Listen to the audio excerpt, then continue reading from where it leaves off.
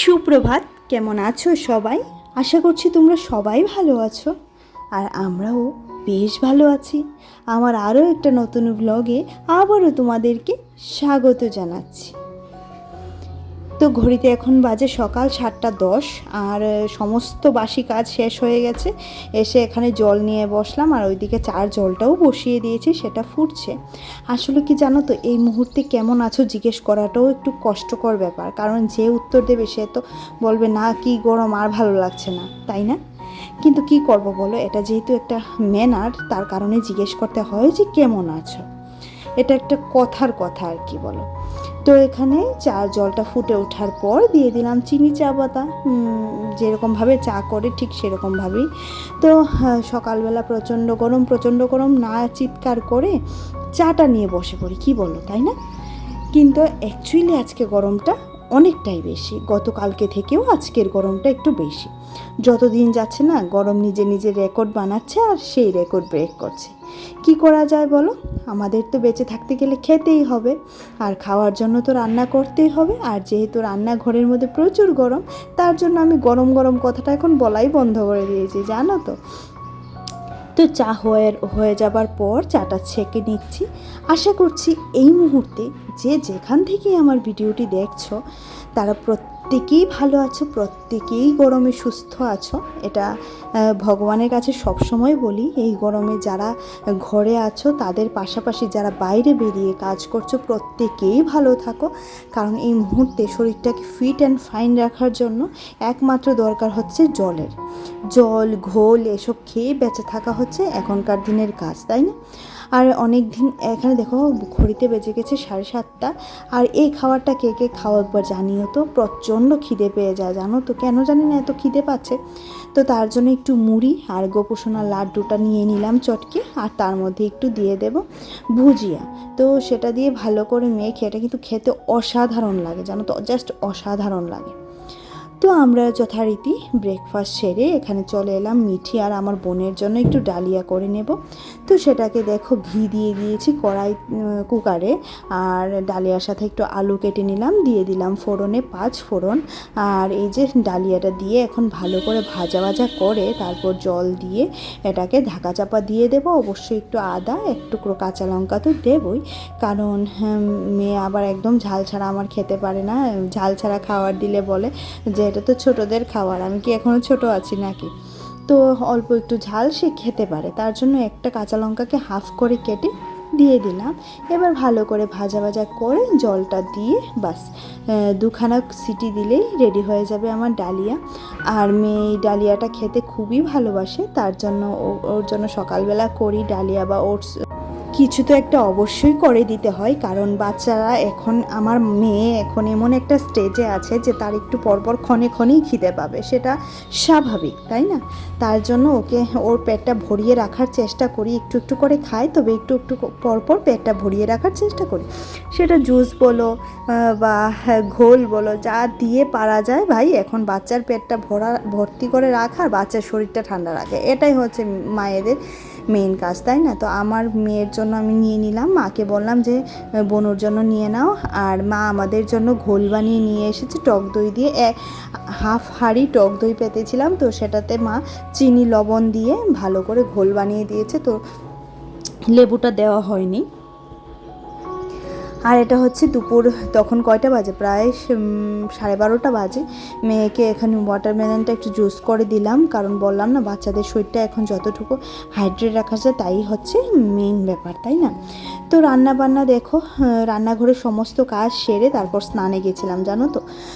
তো এখন রান্নাটা করে নিচ্ছি, পুজো দেওয়া হয়ে গেছে, সব শেষ, এখন শুধু রান্নাটা করে নিচ্ছি। আর গতকালকের মতো আবারও কুমড়ো ভাজি করছি, আর এখানে ও একটুখানি চিকেন এনেছিল, একদম বলেছি একদম 500 চিকেন আনবে, তো 500 চিকেন এনেছিল, সেটাতে আলু দিয়েছি, আর পেঁয়াজ যা ছিল তো তা তো দিয়েইছি, তেল অল্প করে দিয়েছি, কিন্তু যেহেতু টক দই দিয়েছি তার জন্য দেখা যাচ্ছে যে অনেকখানি তেল, কিন্তু এত তেল কিন্তু আমি চিকেনে দিইনি। আর এখানে রান্নাটা বসিয়ে এসে দেখছি মিঠি বসেছে পড়তে। তো এখানে পড়ার ধরনটা দেখো না, সে কীভাবে বসেছে দরজাতে। মা বারবার করে বলছিল যে উঠে বসো বনু, উঠে বসো, কিন্তু বনু তো আর শুনছে না। তো ঘড়িতে বাজে দেখো একটা। আর এখন আমি একটু ওর নোটস নিয়ে বসেছি। আর হঠাৎ করে ইচ্ছে হলো এক পিস মালটা আমি খাই, তো সেটাতে একটু বিট লবণ দিয়ে এবার চিবিয়ে খাবো, বেশ ভালো লাগে কিন্তু, তাই না? তো এখানে বাজে ঘড়িতে 1:45 আর নিয়ে চলে আসলাম খাবার। আর আজকে এই ঘড়ি নিয়ে এসেছি কারণ এত প্রচণ্ড গরম, ওই রান্নাঘরে বসে খাওয়াই যাচ্ছে না। তো একটু খাওয়াটা হচ্ছে তৃপ্তির জিনিস, তাই না? তো তৃপ্তি করে না খেতে পারলে ভালো লাগে না।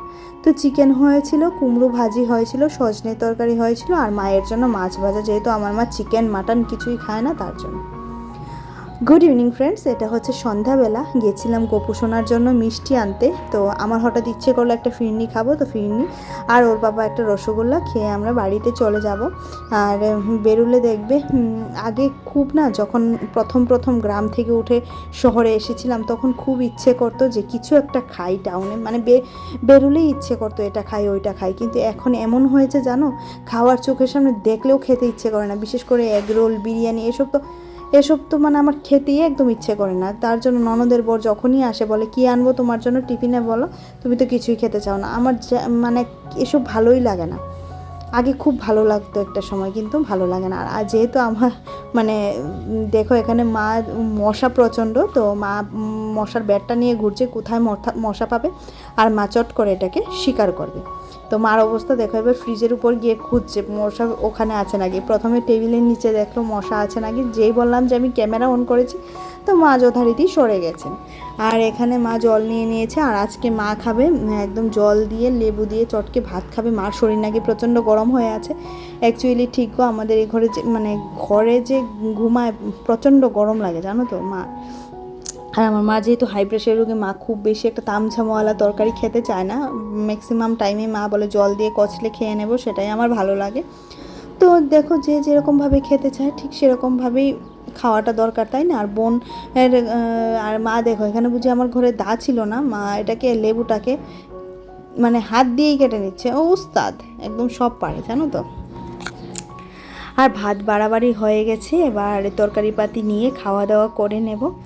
তো হ্যাঁ, আজকের ভিডিওটা এইটুকুতেই রাখবো, কারণ খুব বেশি আজকে আর লম্বা করব না।